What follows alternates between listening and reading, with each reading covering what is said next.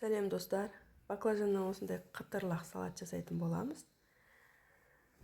Каналымнан алыстамаңыздар, қолдаңыздар, көріңіздер. Тез әрі оңай. Баклажанымызды ашылаймыз. Сыртын ашылып тастап, әдемілеп қуырып тастаймыз. Суық суға тұз салып, 20 минутке бетін жауып қойып қоямыз. 20 минуттан кейін алып, таза сүлгіге жайып шығамыз, кебу үшін. Мен де осындай ұн қолданамын. Осыны бір пакетке салам. Ең оңай жолы пакетке салып, осылай араластырып, осылай бауырсақ сияқты қызып тұрған майға қуырып ала береміз.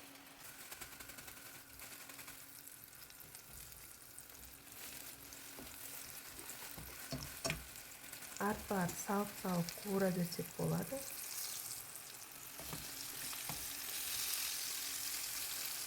Қытырлақ баклажан болып шығады.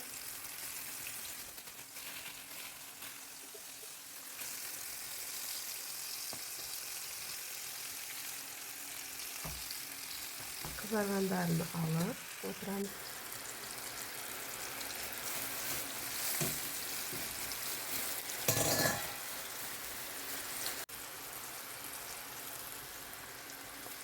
Мына әдемі болып пісіп жатыр.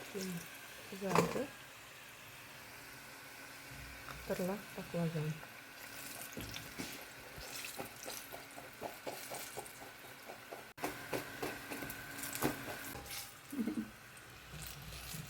Дайын баклажанымыз.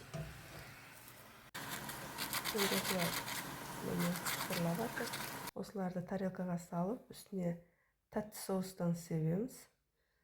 Үстінен турап қойған помидорымызды сеп-сеп шығып, тағы да тәтті соустан салып жібереміз. Бар болса творожный сырмен сәндеп шығамыз. Міне осы мен қолданатын творожный сыр. Осылай сәндеп шығамыз.